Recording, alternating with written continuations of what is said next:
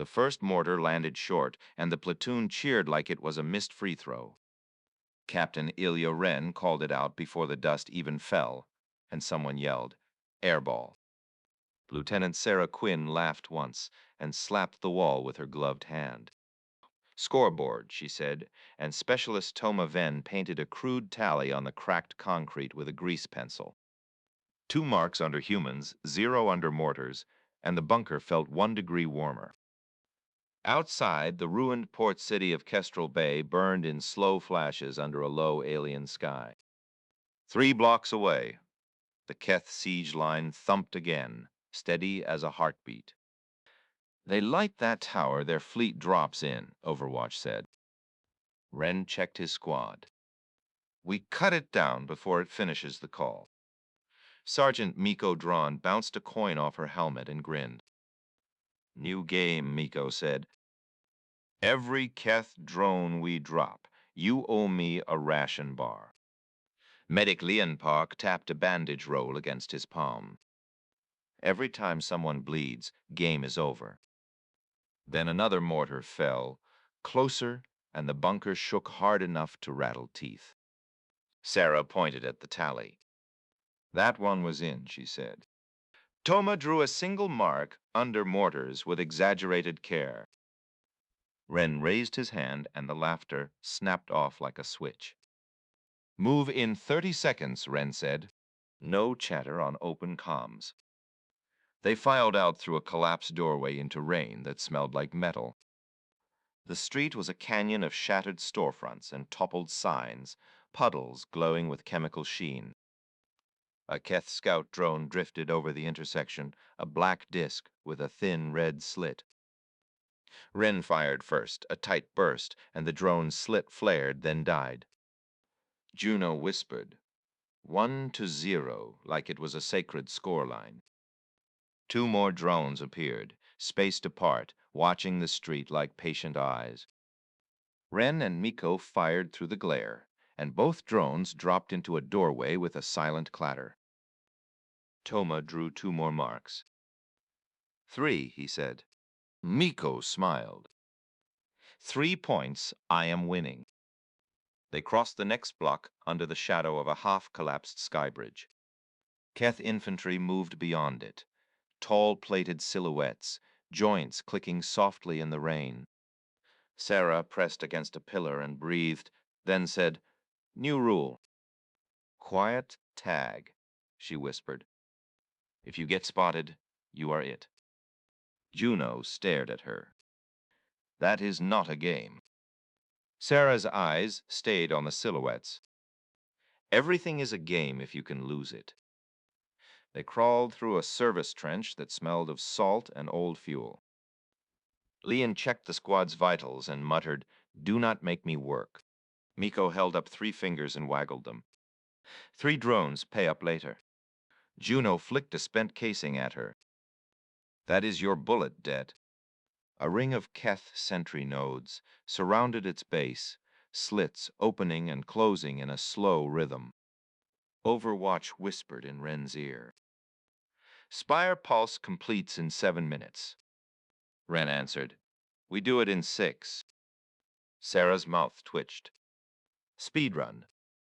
They reached a flooded plaza full of rusted cargo containers, stacked like tombs. Keth patrols moved between them, silent and methodical. Miko crouched and tapped the side of a container, then drew a circle in the grime. "Game," she whispered. "Container roulette." Juno exhaled in disbelief. "Explain fast." Miko pointed. "We pick a number, then we move that many containers forward without being seen." Leon hissed, "No." Sarah whispered anyway. "Oh, 3. Toma whispered, 5. Miko grinned. 2 it is. They slipped to the next container, then the next, staying low, counting under breath.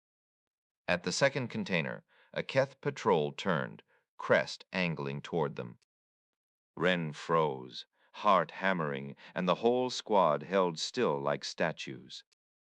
Miko mouthed, "Do not blink," and the absurdity made Ren's throat tighten. The Keth patrol moved on, blind to their stillness, and Sarah let out a silent laugh. Toma scratched a tiny mark on his wrist plate. "Survived too," he mouthed. Ren pointed toward the sentry ring, then toward a maintenance hatch beside a fallen crane.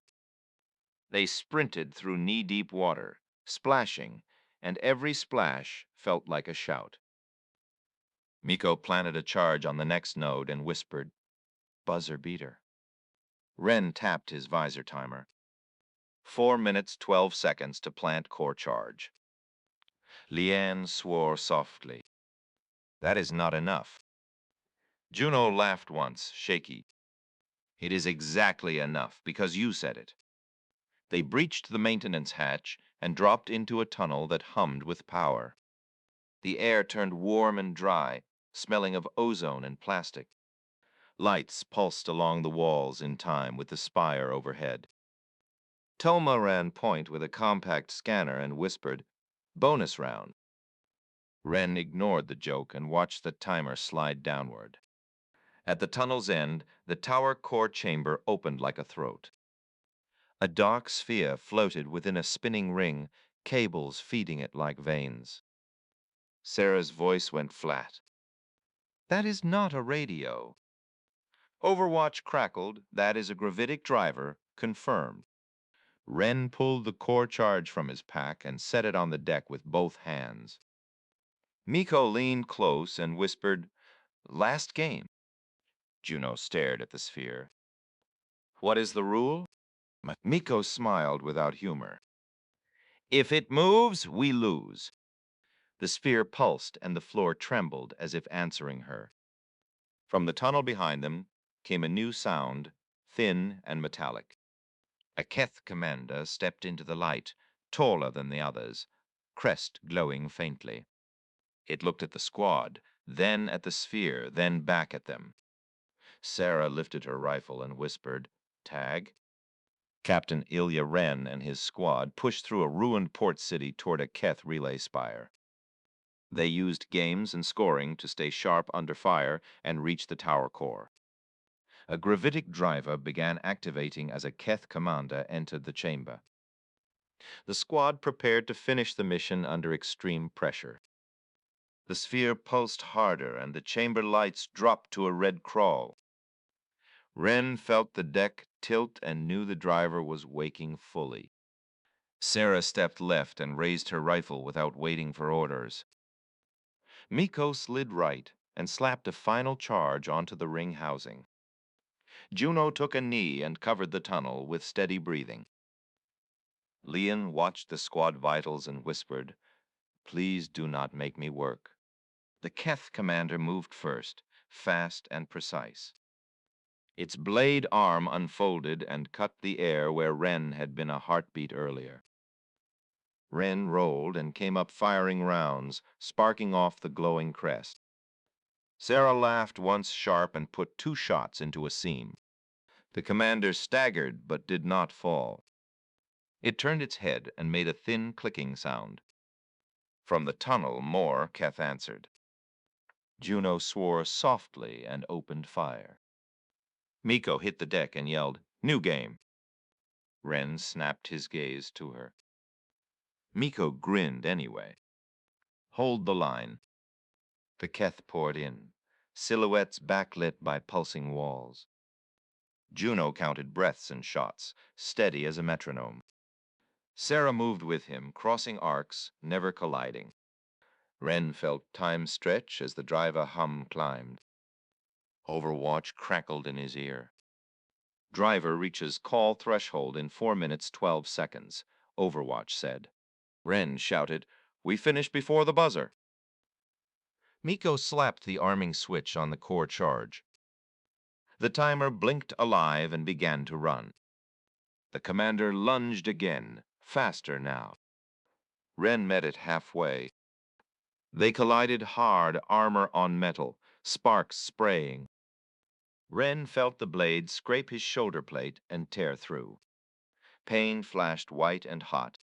He laughed once through clenched teeth and drove his knee up. The commander reeled, and Sarah took the opening. Her shot punched through the crest seam, and the glow flickered. The Keth behind it faltered. Miko laughed loud. Turnover. Juno dropped 2 targets and said, still counting. Lian dragged Ren back behind a console and sealed the torn plate. Bleeding slowed, Lian said.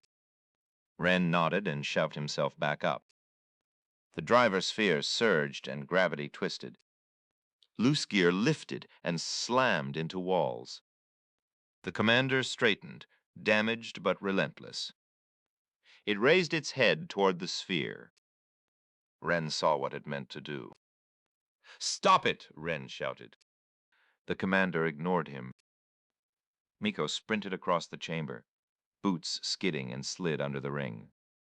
She reached up and jammed her last charge into a cable cluster. The commander turned toward her. Ren did not think. He ran. He fired everything he had while running. Sarah joined him, laughing as she emptied a magazine. Juno stood and advanced, shot after shot, calm and brutal.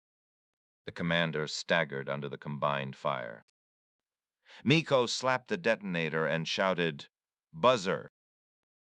Ren tackled the commander and drove it away from the sphere. The blast went off behind them. The ring housing ruptured, and the driver screamed. Gravity snapped wild. Ren and the commander were thrown apart. The commander hit the deck and did not rise. The Keth in the tunnel broke and fled. The sphere's hum faltered, then dropped to a wounded whine. Overwatch shouted, "Call aborted." Ren lay on his back, chest heaving, and laughed despite himself. Sarah dropped beside him and laughed too, breathless and shaking. Miko rolled onto her side and held up 2 fingers. 2 points, she said. Juno shook his head. No call.